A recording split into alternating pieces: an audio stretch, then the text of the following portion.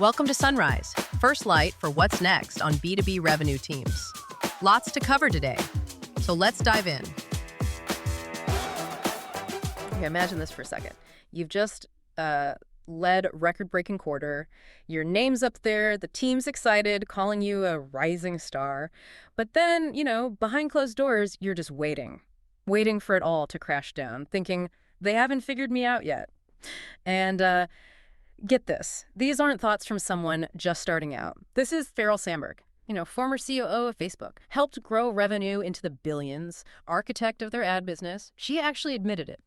Every time I didn't embarrass myself, I believed I had fooled everyone yet again. One day soon, the jig would be up. Yeah, and that feeling, it's incredibly common. Sheryl Sandberg is definitely not alone there. It's actually kind of startling when you see the numbers. We're talking over 70% of executives feel this way, 71% of U.S. CEOs, even like 80% of marketers report experiencing imposter syndrome. It really doesn't care about your title or, your past wins. And for people in high-pressure roles like CROs, CMOs, where that scoreboard resets constantly, it often gets louder the higher you go. You land the biggest deal ever, and the first thought is, wow, was that just luck? Right. So if you're out there maybe hitting your targets, getting the promotions, but still have that nagging voice asking if you really earned it, well, you're in very good company.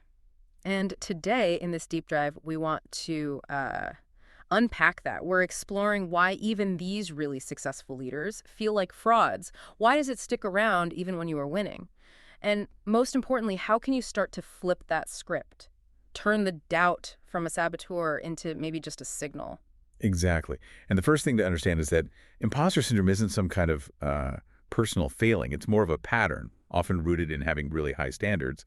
But there are a few key things that tend to fuel it. First, there's what some call the attribution trap. Attribution trap. What's that exactly? Well, it's basically when you succeed, you credit luck or maybe your team or just good timing, anything but you. But when you fail, oh, that's all on you, 100% your fault. This constant pattern makes success feel, well, accidental, like you didn't really earn it. Okay, I see. And that connects to perfectionism, right? Definitely. That's the second driver. Perfectionism in disguise. Yeah. You hit a target, but instead of celebrating, you immediately think, okay, but next time it has to be even better. Yeah. You raise the bar constantly, wins get minimized, stress gets bottled up. There's this underlying belief that you're only okay if you're exceeding every expectation. Flawlessly. It's impossible, right?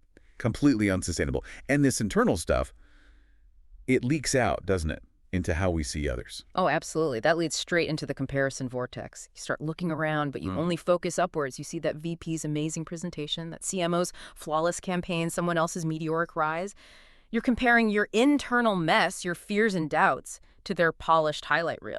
Like comparing your behind-the-scenes chaos to their stage performance. Yeah. Exactly, and it makes you feel totally inadequate. And then there's this other layer, the three selves problem. This one's a bit more psychological. It's the gap, the dissonance between how you actually see yourself with all your flaws and fears, how other people actually see you, often as this capable, confident leader, and then, crucially, how you think others see you, which is usually just you projecting your own anxieties, thinking they must see right through me. Wow. That gap sounds like where the imposter feeling really lives. It thrives there in that uncertainty and self-doubt. And the bigger the role, the more pressure, the wider that gap can feel. Okay, so understanding why is huge.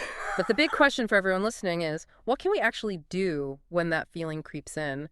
What are the practical steps? Right. Let's get into the strategies. And sometimes the simplest things are surprisingly powerful. The first one is just name it. Just call it out. Like literally say. Yeah, literally say to yourself, oh, okay, this feeling, this is imposter syndrome talking. Just labeling it like that can create a little bit of distance. It shifts from I am a fraud to I am feeling like an imposter right now. That separation is key. That makes sense. It starts being who you are and becomes a thing you're experiencing. Precisely. And from there, you can move to reframe it. Start challenging those automatic negative thoughts. So instead of, I just got lucky, try shifting to, okay, I was prepared for that opportunity, or I made some good decisions there. Instead of, I'm not ready for this, maybe it's, I'm still learning, I'm growing, and someone believed I could do this.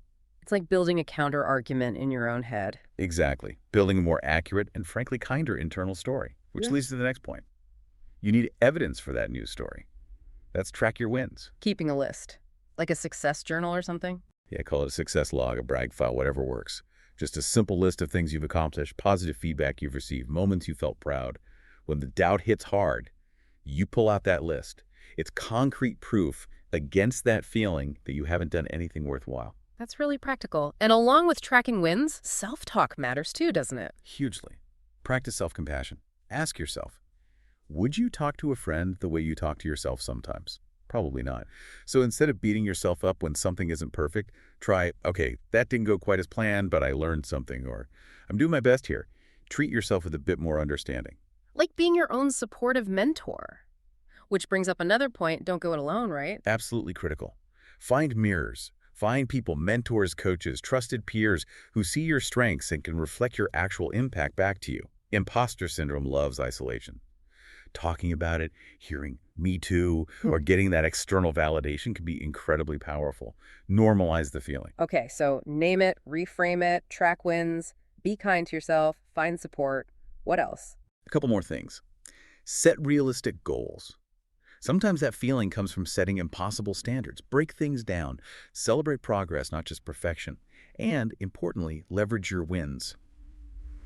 When something does go well, pause for a second. Don't just rush to the next thing. Yeah. Actively identify, what did I do that contributed to this success?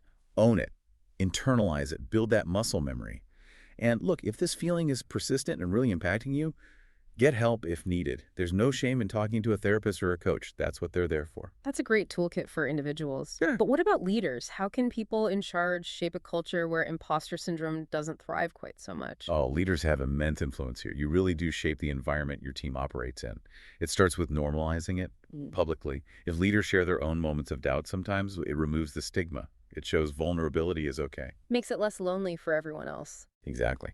Also, leaders need to actively affirm belonging and value. Don't just assume people know they're valued. Be specific. Tell people why they were chosen for a role or project. Celebrate their unique contributions explicitly. And reframe failure as feedback. Shift the conversation from whose fault is this to, okay, what did we learn here? How do we adapt? Creating that psychological safety. That's the core of it.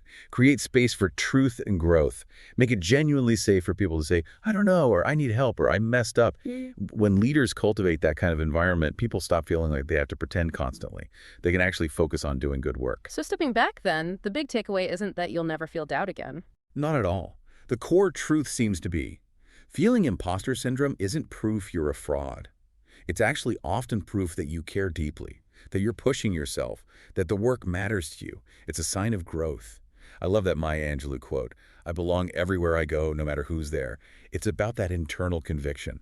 You don't have to feel 100% ready or perfect to lead effectively. You just need to show up, be present, be willing to learn, and lead with courage. It's about presence, not perfection. So for everyone listening, the goal isn't to magically erase self-doubt. It's more about learning to walk alongside it, right, without letting it steer the ship. So next time that voice pipes up, you don't belong here, maybe you can whisper back, this must be what growth feels like. Exactly. Remember, you are not broken. You are becoming. That doubt, it's just data, that fear. It can be fuel. You've likely already earned your seat at the table. Now it's time to own it.